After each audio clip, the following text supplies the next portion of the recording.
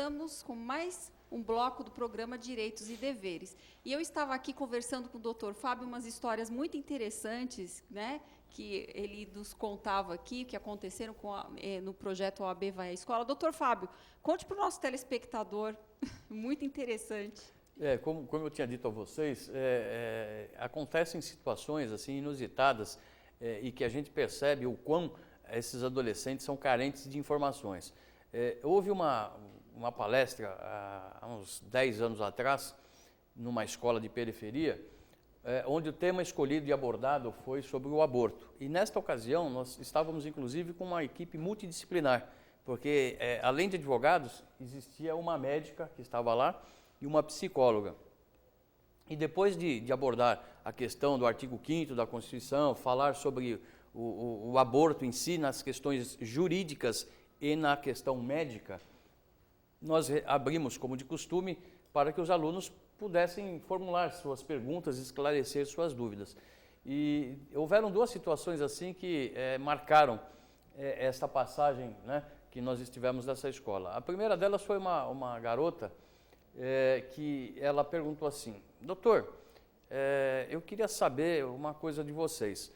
Eu tenho uma amiga que ela transou com o namorado, engravidou porque fez o exame, e depois ela foi na farmácia e comprou um remédio, tal remédio, não lembro nem o nome, e eu queria saber, para poder dizer a ela,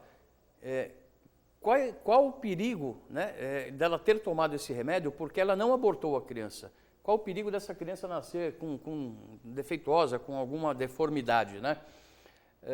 E a outra moça nos disse também, numa pergunta, que uma prima dela havia transado com um namorado dentro da piscina e se engravidava, né? Ao final, sempre das palestras e dos temas escolhidos, a gente chega à conclusão que, na verdade, não é a prima, não é a vizinha, não é ninguém que passa por situação, são eles próprios. Ela mesma. Né? Para eles não dizerem, eu estou passando por isso, eles criam um personagem como se fosse a vizinha, uma amiga, um parente, né? Para esclarecer dúvidas que são deles, porque eles não têm a possibilidade de perguntar isso para os pais, para o professor, e aí naquele momento mágico eles vêm com essas indagações que a gente percebe que eles estão vivenciando aquele momento de situação, e aí eles buscam a informação para saber como proceder, né? E aí a gente, evidentemente, a gente fala para eles, né, das consequências, dos perigos, dos malefícios, inclusive não só de ordem jurídica. Quando nessas palestras nós estamos acompanhados, às vezes, de médicos, tem a questão da visão médica também, em razão dos malefícios, né, que tal atitude às vezes pode causar no organismo dessas adolescentes. Então é algo assim muito, muito bacana, que marca na nossa vida e a gente leva aí, né, para o resto dela no coração. A experiência com adolescentes, ela realmente é muito marcante mesmo. Marcante e gratificante. Eu tive a oportunidade de trabalhar com eles há alguns anos, antes de começar a advogar e atuar no ensino superior.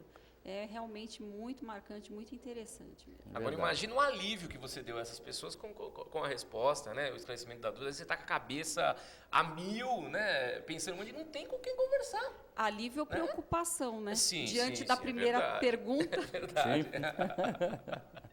A OAB também, ela tem algumas comissões muito específicas, né? Que talvez os nossos telespectadores nem saibam que exista isso dentro do contexto institucional, social da OAB. Por exemplo, a Comissão de Proteção aos Animais.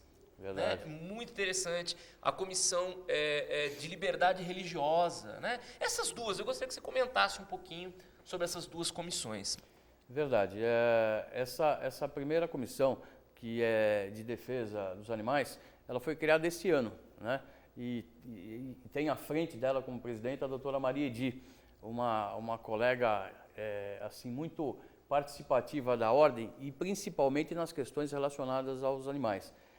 O trabalho desta comissão tem sido tão vultuoso, tão importante na cidade, que ela mal havia sido criada e nomeados-se o presidente e os membros dessa comissão. 4 meses depois ela estava sendo premiada, recebendo o selo ambiental, que mais de 150 entidades diversificadas na nossa cidade foram homenageadas com esse selo ambiental. E esta comissão, através da ordem, ela recebeu este presente do selo ambiental à frente de muitas entidades antigas na cidade que trabalham em prol da defesa dos animais. Por quê? Porque a seriedade com que esta comissão trata um assunto tão grave, né, que são a defesa, o direito dos animais. Muitos animais largados na rua, sacrificados, né, e a OAB ela resgata, ela procura, através de acionar os mecanismos do nosso executivo e de entidades que cuidam de animais para poder estar resgatando esses animais da rua, alguns até machucados, lesionados, né? E aí eles dão encaminhamento devido para que esse animal possa sair da rua e ter um abrigo, inclusive. E aí nós temos parcerias com lojas, com pets que doam ração, que doam estadias, né, em hotel de animal, até buscar um lar para ele ser adotado por uma família. Essa é a comissão que defende, né, os direitos dos animais. A outra pergunta que você me disse era... A Comissão de Liberdade Religiosa. Liberdade Religiosa, pois é. Essa comissão também, ele iniciou-se logo no começo da nossa gestão e tem à frente como presidente a doutora Paula Moutinho, uma valiosa e grandiosa advogada que não só é uma excelente operadora do direito, mas uma serva de Deus.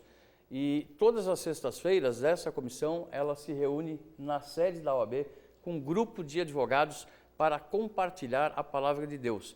E durante esses 2 anos e 8 meses, 9 meses de gestão, essa comissão ela já fez alguns eventos e alguns cultos que foram celebrados lá na própria Ordem dos Advogados, e como exemplo, para ver a importância e a sede que nós advogados temos da palavra de Deus na nossa vida, um dos eventos me marcou muito, porque foi na final do jogo da Taça Libertadores que o Corinthians jogava. Neste dia, eu imaginava que esse culto não teria quórum, que estaria vazio o nosso auditório, justamente pela importância do jogo, final de um jogo, né, da Libertadores. E por incrível que pareça, neste dia nós tivemos 198 advogados participando, compartilhando a palavra de Deus. Ou seja, foi algo assim muito bacana, muito importante, porque colocaram Deus no primeiro plano. Nosso auditório tem capacidade para acolher 150 advogados sentados, né? Nós tínhamos 198, tinha gente de pé, saindo pela janela. Foi algo assim maravilhoso que a gente vê o quão é importante essas ações que a OAB faz junto com a sociedade, com membros da sociedade e com os advogados, que não visa só a questão corporativa, é institucional. Isso é muito gratificante. Deus sempre em primeiro lugar na nossa vida. Verdade. Isso é muito importante. Doutor Fábio, a OAB, ela possui competência para propor ações judiciais a favor dos cidadãos? Olha, na verdade, isso é muito questionado, né? Ela pode promover a ação civil pública quando são questões afetas ao operador do direito, ao profissional do direito, ao advogado. Mas ela também, ela serve de canal para dar encaminhamento a essas questões aos membros do Ministério Público, né? Então, tem muitas situações que são iniciadas pela própria OAB, dando-se o encaminhamento às autoridades competentes para que tomem as medidas necessárias e cabíveis, né, na proteção do direito dessas pessoas, do direito difuso, o direito coletivo, né? Mas a Ordem sempre tem participado, porque ela ouve os reclamos da sociedade e, quando não é de competência dela, ela dá o devido encaminhamento legal para as medidas judiciais cabíveis, ou as administrativas. É uma condução, né? Você uma recebe condução. e conduz ao órgão Sim. específico para poder estar falando. Dou até um exemplo. Nós tivemos recentemente, já faz 1 ano e meio, uma situação que é relativa à prestação jurisdicional à população carente, né? A Ordem mantém um convênio com a assistência judiciária, hoje, antes com a Procuradoria-Geral do Estado, hoje com a Defensoria Pública, onde a Ordem detectou que a qualidade do serviço prestado pela Defensoria Pública à população carente era de péssima qualidade, né? Então, a população, o cidadão comum, ele quando não tem condição de prover o pagamento dos honorários a um advogado particular, ele se socorre da Defensoria Pública.